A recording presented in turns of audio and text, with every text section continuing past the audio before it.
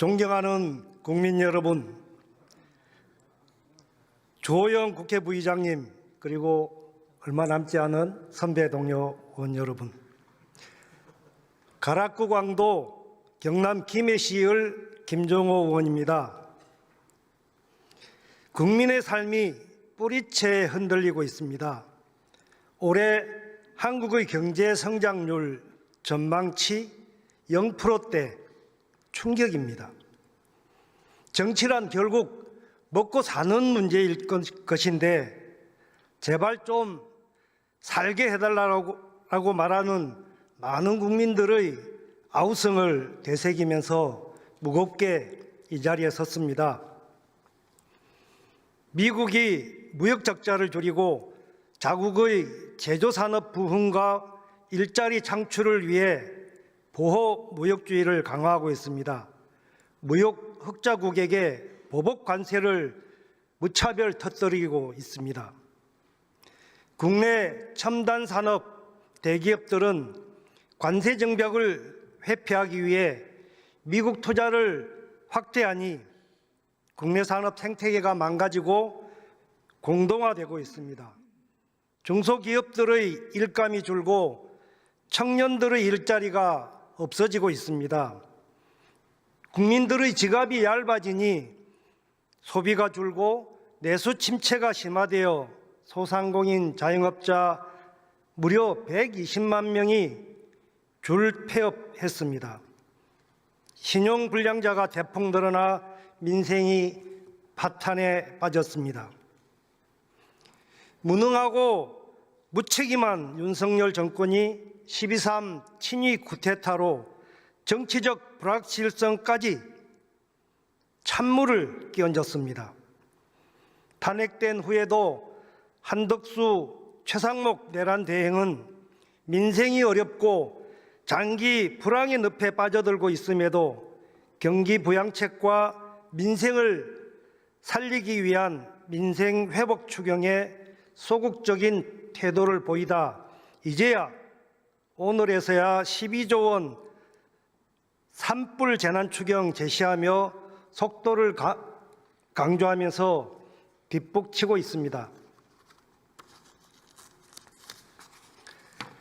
불경기에는 정부가 확대 재정으로 경기 부양의 마중물 역할을 해야 합니다.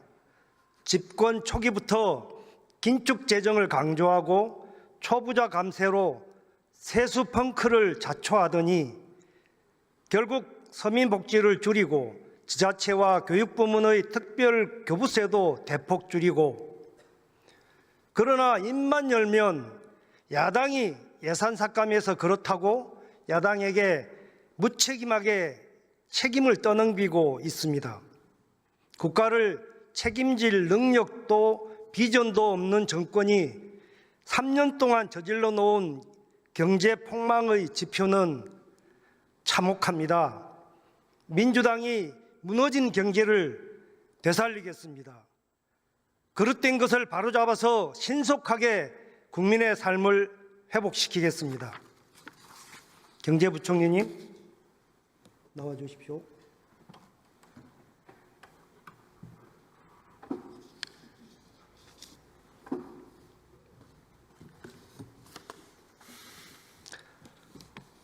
지난 14일 국무회의 참석하셨죠? 14일 국무회의는 참석을 했습니다만. 예. 한덕수 대행이 저에게 부과된 마지막 소명을 다하겠다. 그 발언도 들으셨겠네요? 네네, 그렇습니다. 한덕수 권한대행은 내란 공범으로 내란 피의자 신분입니다. 심판의 대상인데요. 마지막 소명이 뭐라고 생각하십니까? 글쎄, 대행께서 말씀하신 걸 제가 말씀드리는 거는 입장이 있지는 않습니다. 네. 아니 그 당시 관세 대응을 마지막 소임이라고 하셨나요? 그 국무위원들한테 저희들이 지금 남은 기간 동안에 최선을 다하자, 전 그렇게 이해를 했습니다. 뭐 관세 대응은 없었나요? 관세 대응도 있었죠. 있었죠. 예. 마지막 소임은 50일 채 안 남은 조기 대선의 공정한 선거 관리 아니겠습니까? 지금 90일 유예가 됐고 50일도 안 남은 권한대행이 그거 조급하게 관세 대응을 마지막 소임이라고 말하는 게 적절합니까? 저는 뭐 의원님께서 말씀하시는 뭐 말씀의 뜻은 알겠습니다만 지금 아까 90일이라는 게 뭐 90일 남았기 때문에 50일은 아무 일도 안 하고 있다가 나중에 뭐 3, 40일 동안 할 수 있다 그런 사항은 아닙니다.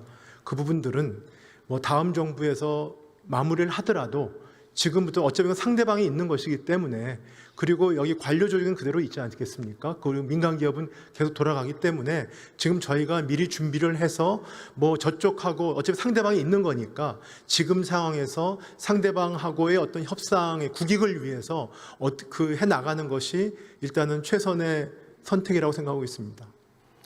국민들이 우려하고 있는데요. 성급하게 그 대선에 뭔가 실적 홍보용으로 미국에 퍼주기 하지 않을까 우려하고 있거든요. 한 가지 더 물어보겠습니다. 네. 8일 날 한덕수 총리가 권한 대행이 트럼프 대통령하고 통화를 했지 않습니까? 네, 그렇습니다. 혹시 그때 배석하셨나요? 좀 배석을 안 했습니다. 배석은 안 했고 네. 그때 통화 내용은 들었습니까? 네, 디브리핑 받았습니다. 예.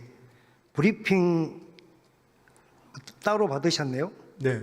혹시 기억하고 있는 특이한 통화 내용이 뭐였습니까? 언론에 나온 부분에 대해서는 제가 그 당시에는 알지 못했습니다. 네. 그 알래스카 LNG 가스관 합작 투자 네네. 혹시 이거 부총리께서 검토해 보신 적이 있습니까? 제가 직접 검토해 보진 않았습니다. 검토되어 있는 거를 뭐 여러 차례 뭐 본 적은 있습니다. 예.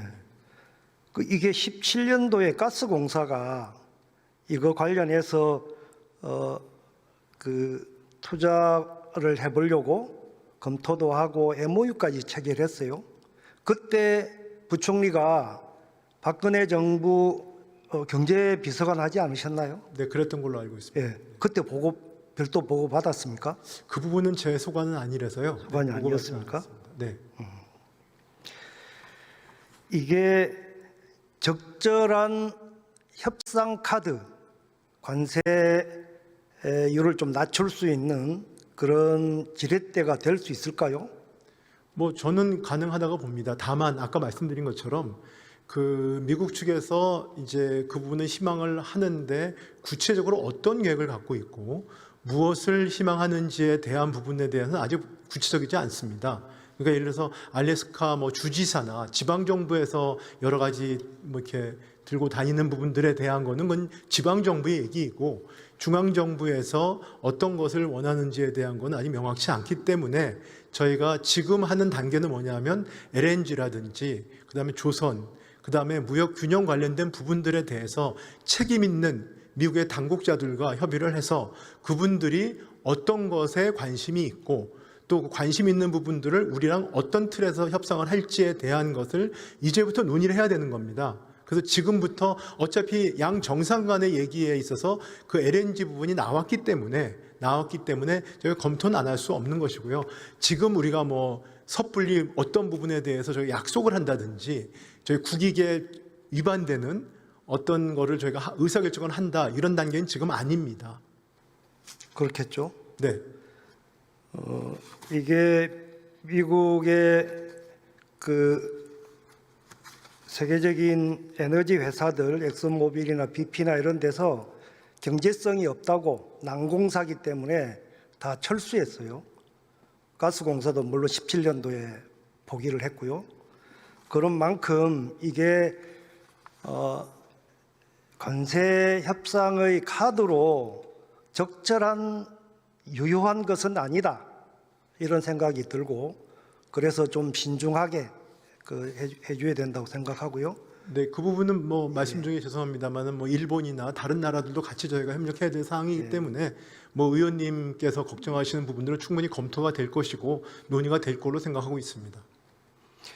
어쨌든 그 부총리나 한덕수 권한대행이나 조기 타결에 너무 목매달지 않았으면 합니다. 네, 오로지 국익만이 저희가 판단하는 그 준거가 된다고 생각합니다. 그 핵 민간 국가 지정이 오늘부로 발효됐죠. 네, 아마 미국 시간이니까 아까 과기부 장관님 말씀이 네, 좀 일단 미국 시간으로 오늘 봅니다. 네. 지정 사유나 배경 파악하고 계십니까? 좀 기술적인 사안인 걸로 알고 있는데요. 저보다는 과기부 장관님이 좀 더 그 부분을 구체적으로 알 수 있을 것 같습니다. 그게 미국 에너지부 소관인데 과기부로 네, 그게 그렇습니다. 관할입니까? 네, 네, 그렇습니다. 아직까지 설명을 정확하게 구체적인 사유 배경은 듣지 못했죠. 아닙니다. 저희가 그 실무자들이 가서 지금 협상을 하고 있는 상황입니다. 근데 지금 발효가 되는 건 원래 예정이 된 거였기 때문에 그거 자체를 지금 바꿀 수 있는 상황은 아니었고요. 이제 저걸 이제 리뷰를 하기 때문에 제가 설명을 해가지고 그런 부분들에 대해서 저희 의견을 반영을 하는 것이 협상의 목표입니다. 이게 앞으로 한국 출신 연구자가 그 미국 에너지부 산하 연구소나 시설들 방문하려면 45일 전에 사전 신청 승인 받아야 되는 거 아십니까? 네, 그렇게 들었습니다. 네. 이게 어떤 파장을 미칠까요?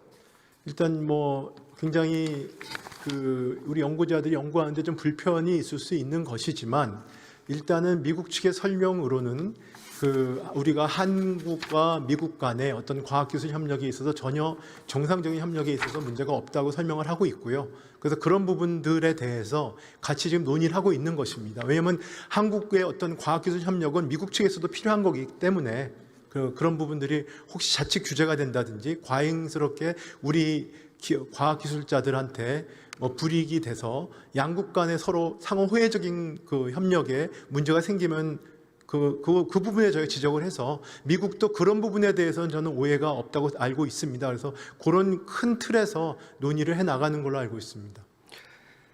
연간 몇 명 정도 연구원들이 미국 기관에 방문합니까? 그 숫자를 아마 제가 알지는 못하는데요. 네, 그렇습니다. 대략 2,000명 정도 되더라고요. 네, 과거보다 많이 는 걸로 알고 있습니다.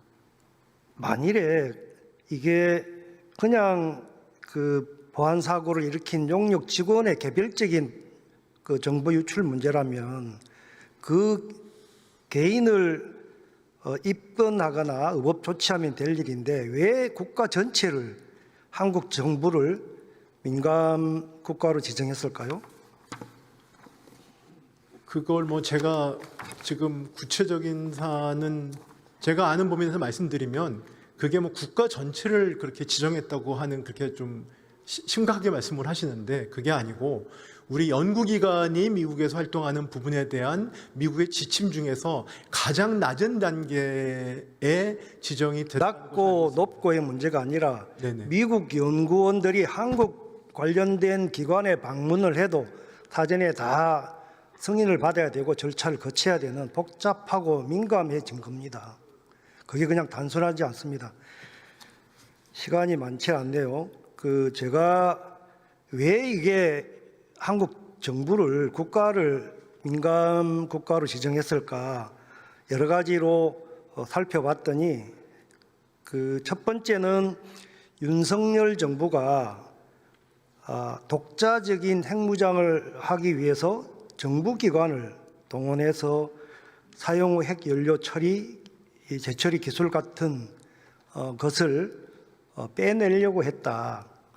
이미 미국 정부가 경고를 했음에도 두 번째는 한수원이 미국 에너지부의 원전 수출 승인도 받지 않고 체코 등 유럽 지역에 한국형 원자로가 독자 기술이고 독자 수출하겠다라고 해서 계속 강행하면서 이게 미국의 핵 통제권 밖에서 기술 유출이 될까 봐 세 번째가 이렇게 미국 정부가 사전에 한국 정부에게 경고를 했음에도 불구하고 특히 23년도 워싱턴에서 바이든과 윤석열 대통령 간의 정상회담 때 선언이 있었는데 거기에 한국이 그 선언 내용에 핵 확산 금지 조약 그리고 한미 원자력 협정을 준수하겠다라고 새삼스럽게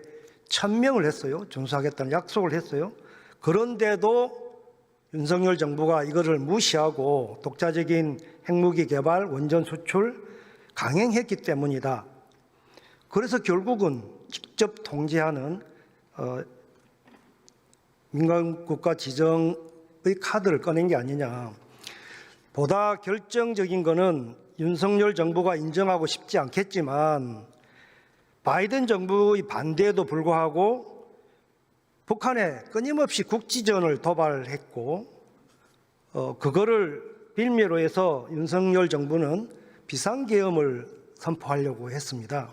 그런데 그것은 미국 반대로 안 됐고 결국 비밀리에 군대를 동원해서 12.3 비상계엄을 일으켰습니다. 이렇게 무모한 정권이기 때문에 이를 견제하기 위해서 무슨 짓을 할지 모르니까 바이든 정부 말기에 한국을 핵 민감 국가로 지정한 것이다. 이렇게 봅니다. 그래서 단순히 시간이 다 돼서요. 핵 정보기술 유출 보안 사고가 아니라 국가 간 신뢰나 안보 리스크를 종합적으로 판단한 그런 전략적 결정이었고 윤석열 정부가 현실성 없는 핵 무장론, 원전 수출 무리한 강행, 국지전 도발과 친위 쿠데타 이런 것들 아니었다 한다면 핵 민감 국가 지정은 없었을 것이다. 그래서 윤석열 정부가 자초한 완벽한 외교 참사 정책 실패다라고 생각합니다. 민주당이 요 민감 국가 해결을 하는데 유능하게 해결해 보이겠습니다. 경제 안보도 민주당이 잘 해내겠습니다. 의원님 말씀 주셨으니까 한 말씀 올리겠습니다. 왜 그러냐면 지금 말씀하신 내용은 굉장히 국익에 굉장히 중요한 영향을 미칠 수 있는 말씀이시기 때문에 제가 대행일 때 그 일이 벌어졌기 때문에 내용을 제가 어느 정도는 알고 있습니다만 지금 말씀하신 내용은 제가 아는 범위 내에서는 전부 다 사실 무근입니다. 그렇기 때문에 그러니까 제 드릴 말씀은 그 의원님께서 얼마나 그 강한 증거를 갖고 그 말씀하시는지 모르겠지만 그런 부분들은 지금 이게 다 공개되는 석상에서 나온 얘기이기 때문에 그 부분들에 혹시라도 뭐 저희가 필요하면 관계간 설명을 드릴 것이고 그다음에 말씀하신 부분들에 대해서 그 확실한 증거가 없는 부분에 대해서 그런 말씀을 하시는 건 의원님께 정말 죄송한 말씀인데 이 부분들이 우리 국익을 해할 수 있는 사항이기 때문에 다시 한번 좀 그 부분에 대해서는 한 번 더 짚어봐 주시기 바랍니다. 네. 좀 더 이야기를 하자면 제가 우리 산자위 상임위에서 한수원이나 산자부 장관이나 여기 와 계시지만 여러 차례 자료 제출이나 적어도 이 사안에 대해서는 비밀 준수의 의무를 이야기하기 전에 국익 차원에서 적어도 국민을 대표하는 국회의원들에게는 해당 상임위에는 정보를 공유해야 된다. 당신들이 다 정치적 책임을 질 수 없지 않느냐라고 했어요. 네네. 부총리께서도 그게 사실이 아니다라고 단언하시지만 나중에 사실이 밝혀지면 어쩌시렵니까? 그때는 이미 지난 때가 지나서 책임질 수 없겠죠. 그렇게 현재를 모면할 수 있겠지만 그건 모면의 문제는 아닙니다. 적어도 국회의원들께 국회에게 행정부를 견제 감시해야 될 국회에 보고도 하지 않고 그렇게 얼렁뚱땅 모른 척하는 이것이야말로 국익을 해치는 거 아닙니까? 그렇게 해가지고 민간국가 해제 가능하겠어요? 무엇 때문인지도 모르고 그 배경이 뭔지도 모르면서 해법이 나오겠습니까? 지금 민간국가 해제에 대해서는 협의를 하고 있습니다. 하여튼 그 부분은 나중에 다시 한번 또 김정호 의원 마무리해 주시기 바랍니다. 예, 준비를 많이 했는데 너무 시간이 짧네요. 하다 보니까. 예, 하여튼 국민 여러분, 여러 가지 국민들 보시기에 답답하고 또 의혹이 가는 부분들 많습니다. 국정에. 그러나 현재 윤석열 정부가 입만 열면 거짓말하고 정말 가짜 뉴스를 너무 양산해요. 그런 점에서 저희가 팩트 체크하려고 무던히 국회를 정상화시키고 상임위에서 이렇게 문제 제기를 하지만 정말로 시쳇말로 개무시하고 지금까지 묵살해 왔습니다.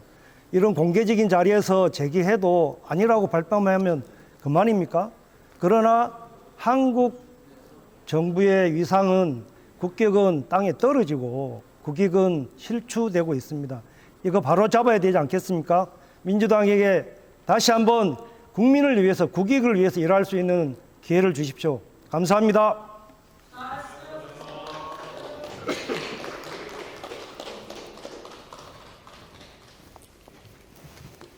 예, 김정호 의원 수고하셨습니다.